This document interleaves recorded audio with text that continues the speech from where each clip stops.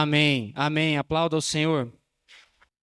Eu queria te convidar a abrir a Bíblia em Hebreus. Hebreus 6, versículo 13. Eu estou usando a NAA.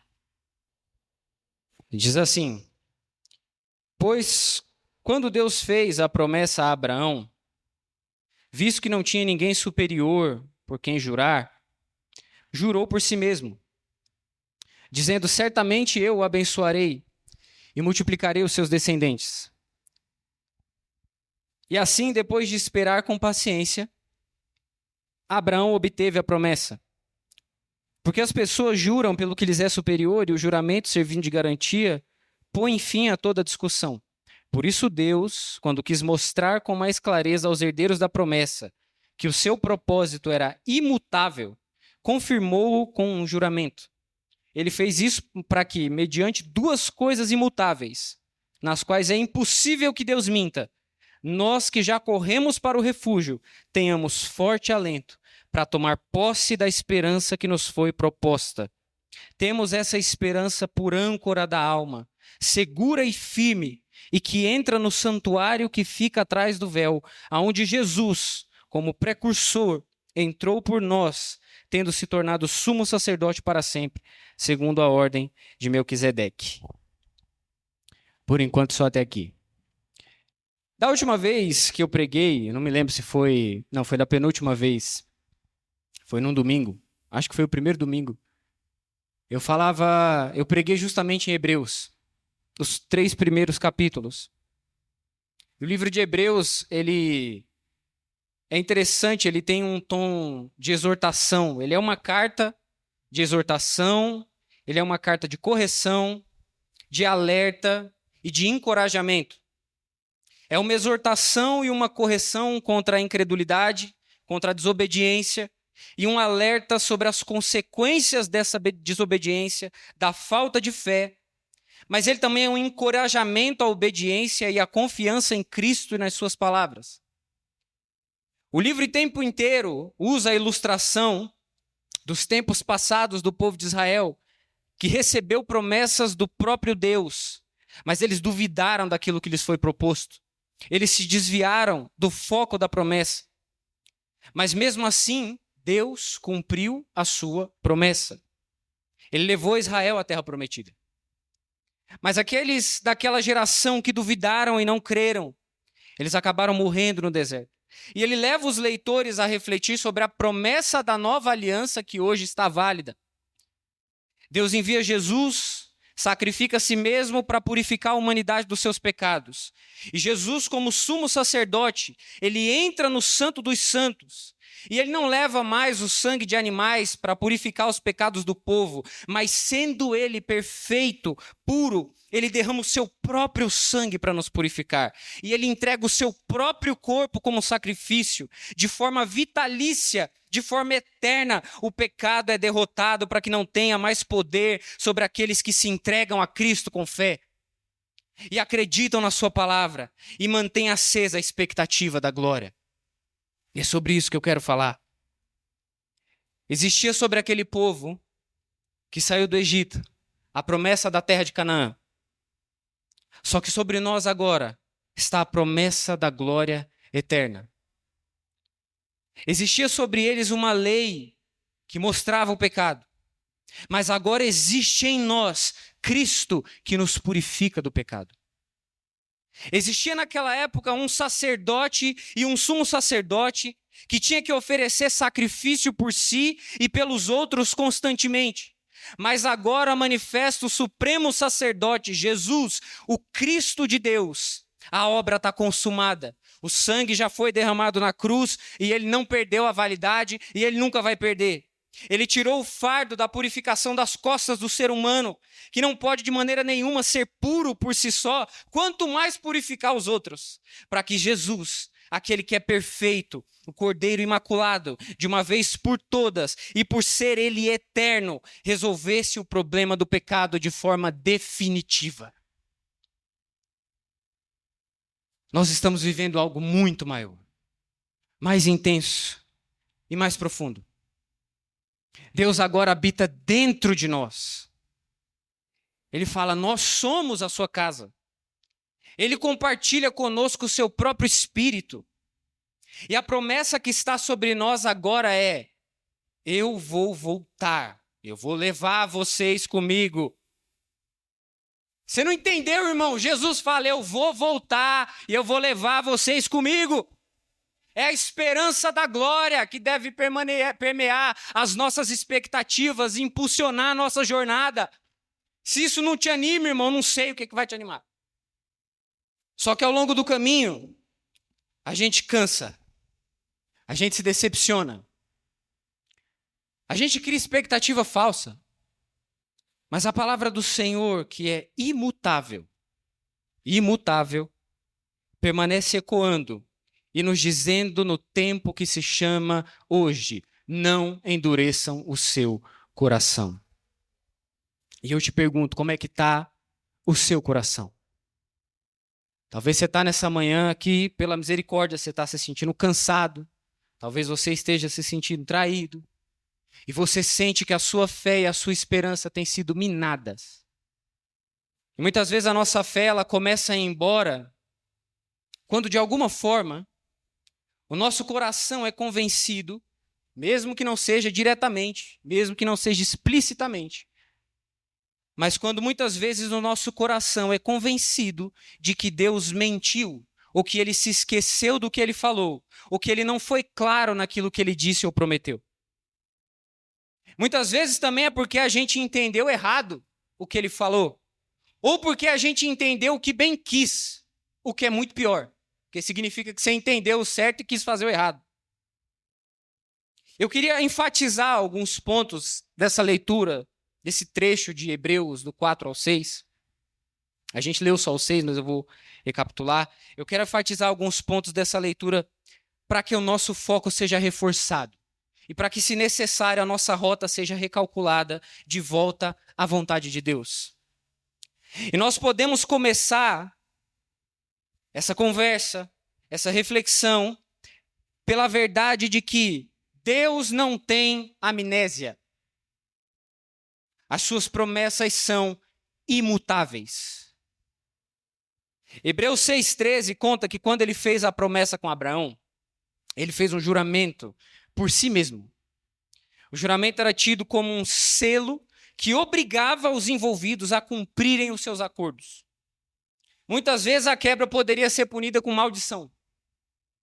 Deus não mente e ele não falha. Ele não tem medo de não cumprir aquilo que ele falou. Ele fez questão de usar um conceito humano para deixar bem claro para Abraão que o que ele estava dizendo não era brincadeira. Deus não tem a memória fraca, irmão. Deus não é um jogador de dados. Ele não está descobrindo o desenrolar da história conforme ela acontece. Ele é o autor da vida. Ele garante por si mesmo o que ele fala. Eu lembro que eu estava escrevendo esse trecho e eu lembrei de uma cena de uma série que o cara pega e fala assim: às vezes eu começo uma fala e eu não sei onde essa fala vai dar, eu só vou falando e eu espero que a sentença se resolva no meio do caminho. Que nem uma fala de improviso, um embromation. Deus não faz um embromation. Deus não improvisa nas suas falas. Ele sabe exatamente o que ele está falando. Só que tem um problema. Nessa equação existe um problema. Esse problema se chama nós. No capítulo 4, tem uma advertência sobre isso. O capítulo aponta para que nós tomemos cuidado para não deixarmos de alcançar o descanso prometido por Deus. Ou seja, quem deixa de alcançar somos nós. Não é Deus. As coisas já estão prontas. Da perspectiva de Deus e da parte dele, está tudo certo. Agora é nós, a gente que tem que cumprir a nossa parte. A gente que tem que perseverar, obedecer e continuar firme. E é interessante porque essa palavra ela vai nos confrontando e a gente adora procurar culpados.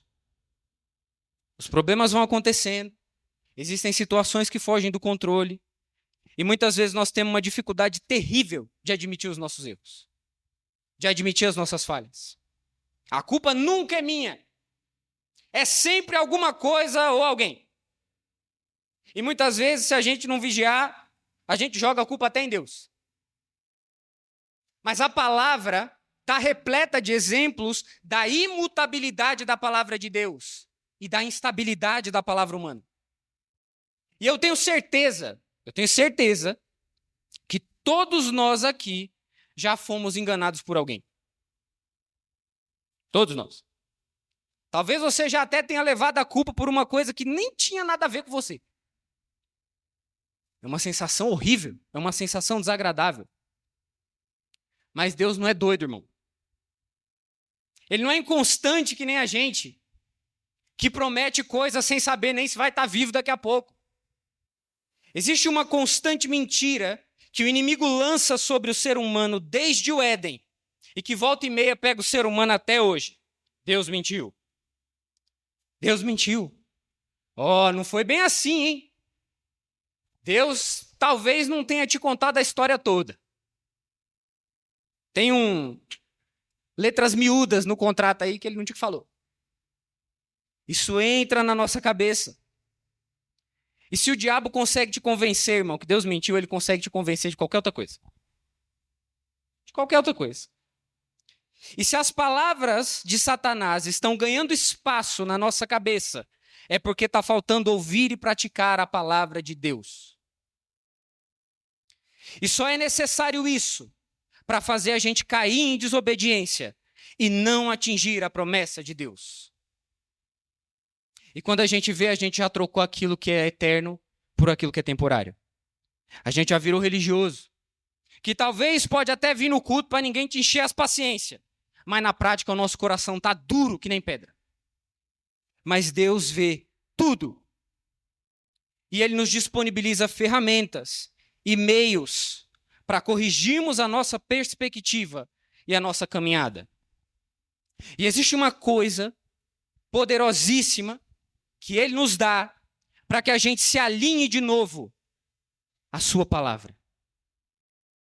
Ainda no capítulo 4, nos versos 11 a 13, diz assim: portanto, esforcemo-nos para entrar naquele descanso, a fim de que ninguém caia, segundo aquele exemplo de desobediência. Esforcemo-nos. Você não precisa de fazer esforço para uma coisa que é fácil, né, de acontecer. Você precisa se esforçar para algo que é difícil. Você precisa colocar força. Porque a palavra de Deus é viva e eficaz, e mais cortante do que qualquer espada de 2 gumes, e penetra até o ponto de dividir alma e espírito, juntas e medulas, e é apta para julgar os pensamentos e propósitos do coração.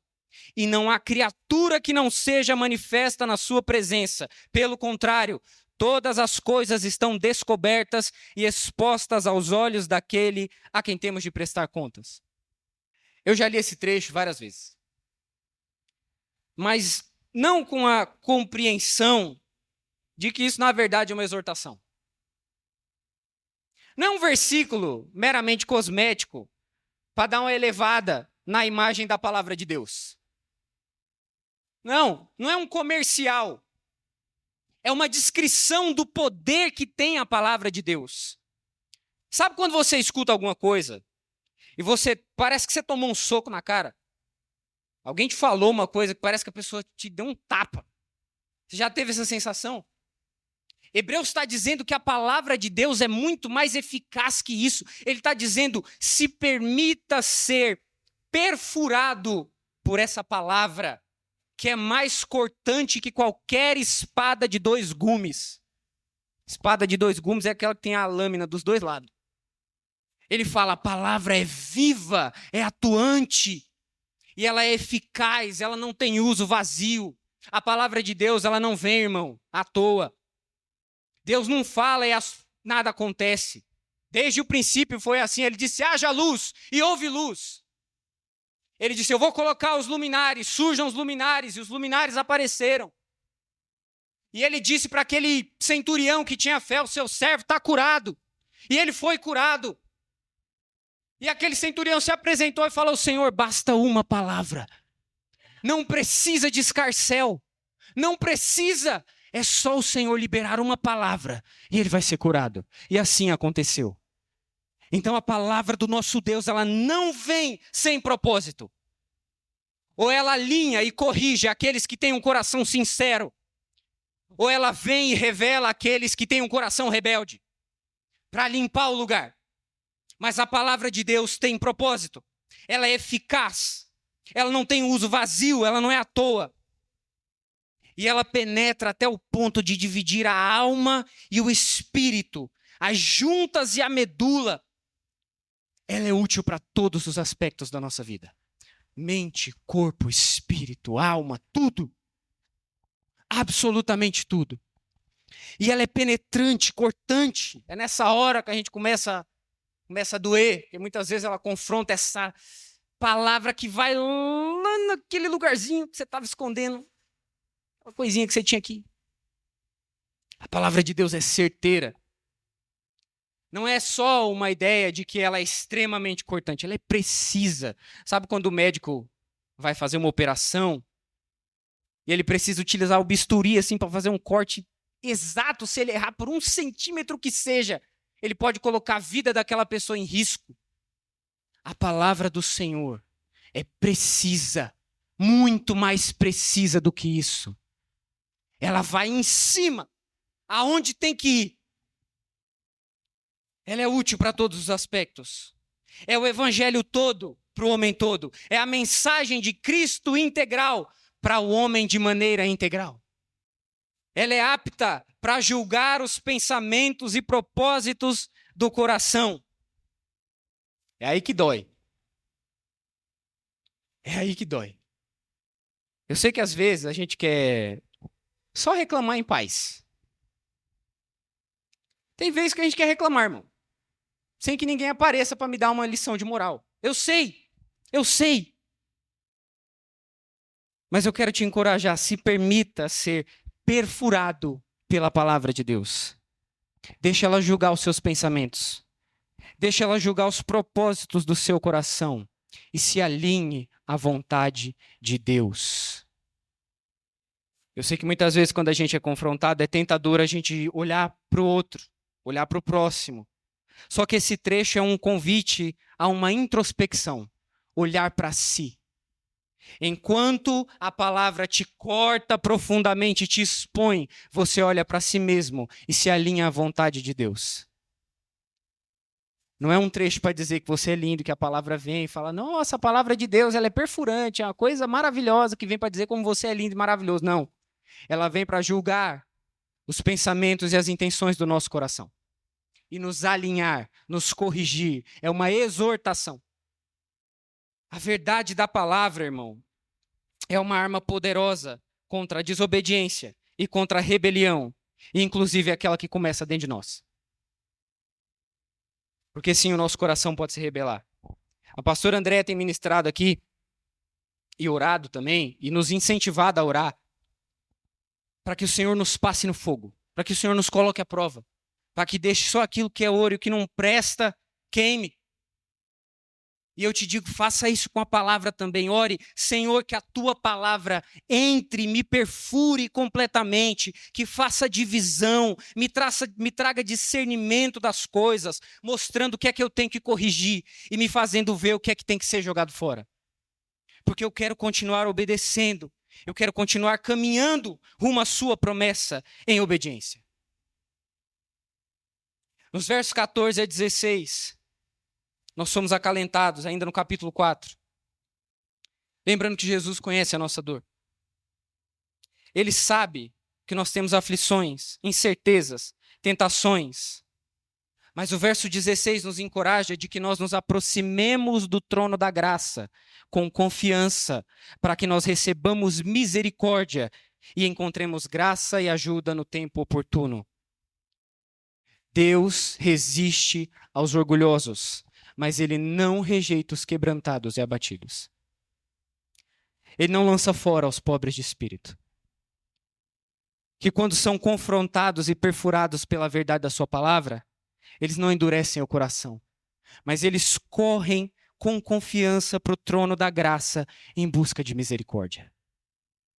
e confessam: Senhor, eu preciso da sua misericórdia. Ele garante que quando nós o buscarmos de todo o coração, nós vamos o encontrar.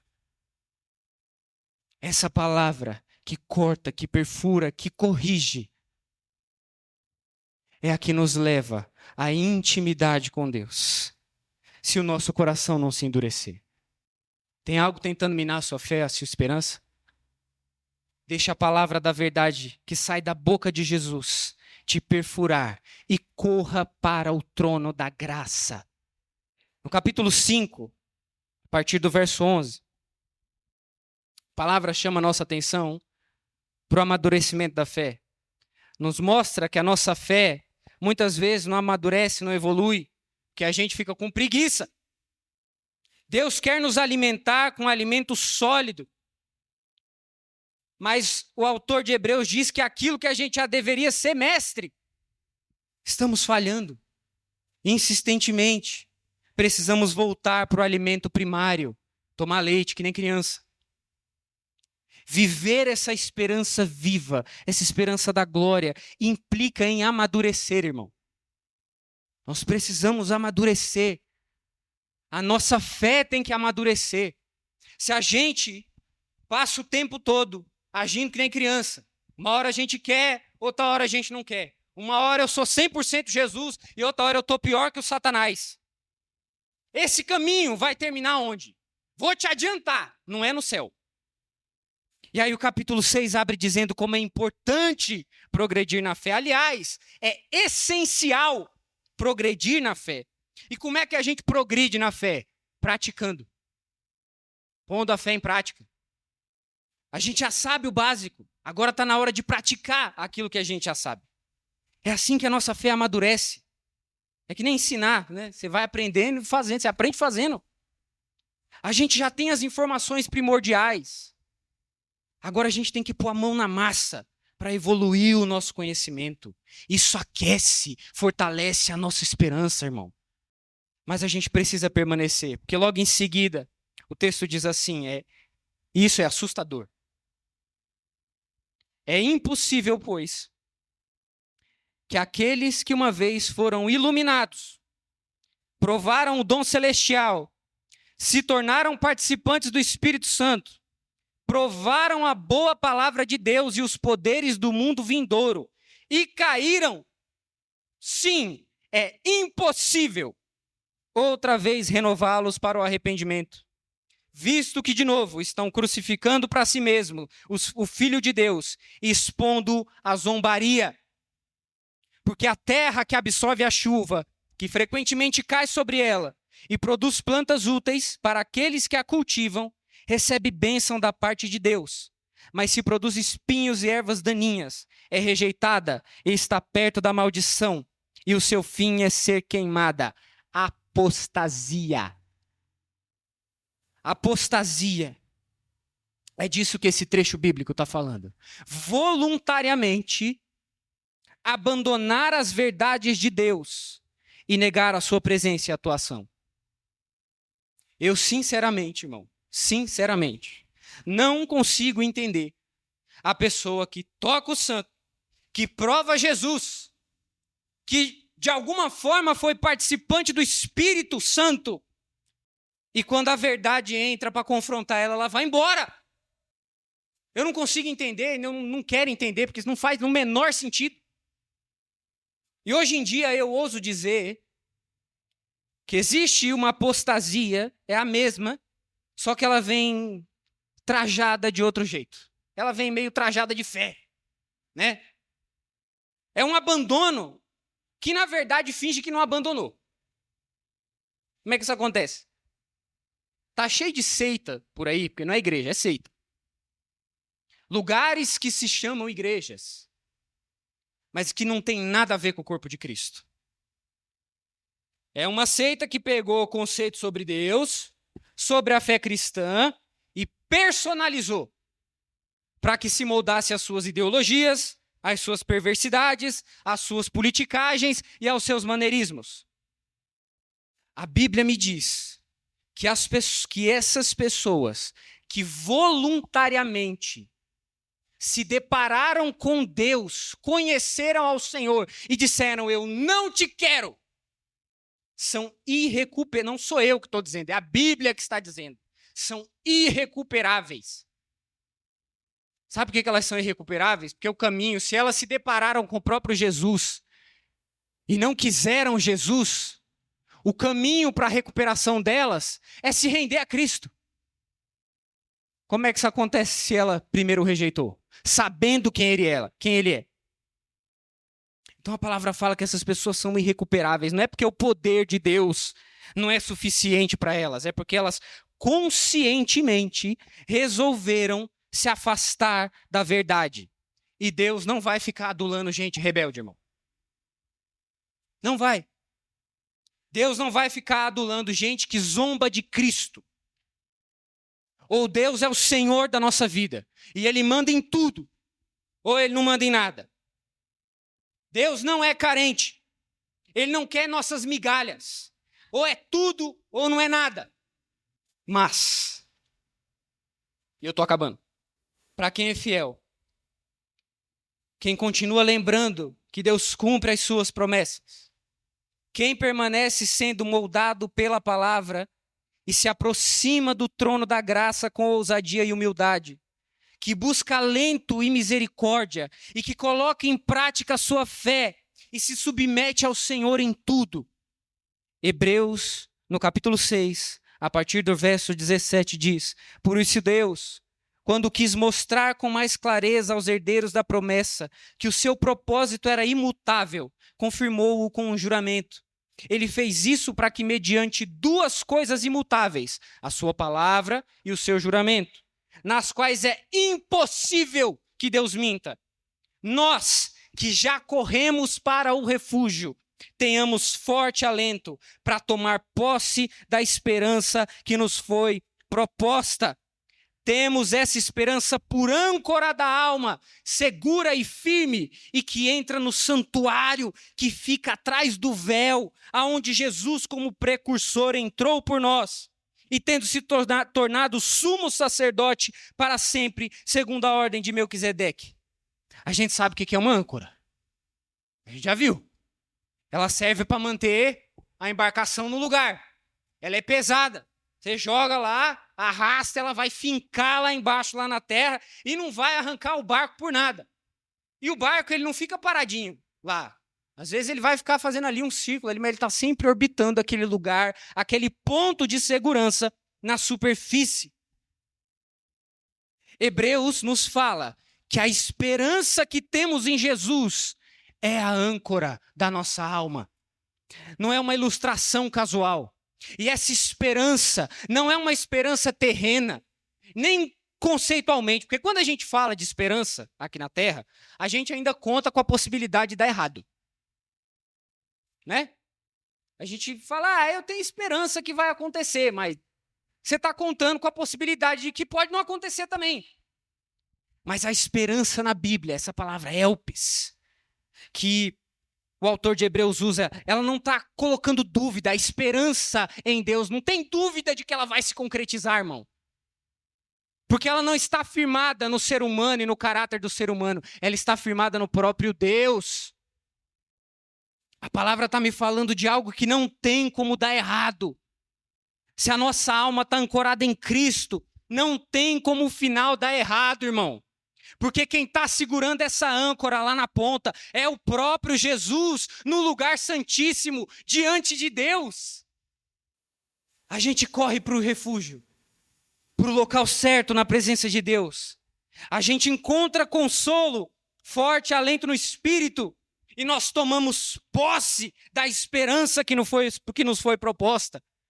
E essa esperança está segura, firme, ancorando a nossa alma no próprio Jesus. E Jesus nos liga ao íntimo do Pai, no lugar santíssimo, além do véu, no lugar de mais intimidade. Jesus sustenta a nossa alma, Ele nos dá um forte alento, Ele nos dá uma firme sustentação, até que Ele venha. Cristo em nós, esperança da glória. Cristo em nós, esperança da glória. Essa esperança não nos decepciona. Eu não sei sobre que tipo de esperança a gente firmou a nossa alma, mas a única esperança que não nos decepciona é aquela que é ancorada em Jesus, que é o firme fundamento. Ele adentrou o lugar santíssimo, onde naquela época só o sumo sacerdote poderia entrar, mas ele, em estado perfeito, entrou no lugar mais íntimo de Deus e ele levou a nossa alma junto. Ele levou a nossa alma junto para participar dessa intimidade com Deus. Você está entendendo, irmão, o que eu estou falando?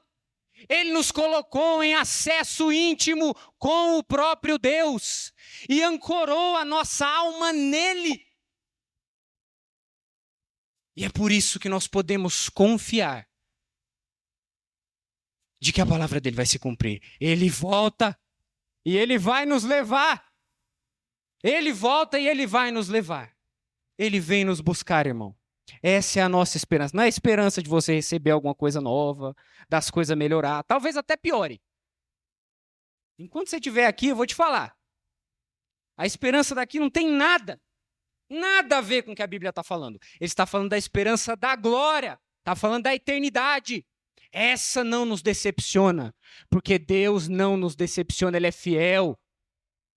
Ele é misericordioso, ele é justo. Se ele falou que vai fazer, ele vai fazer.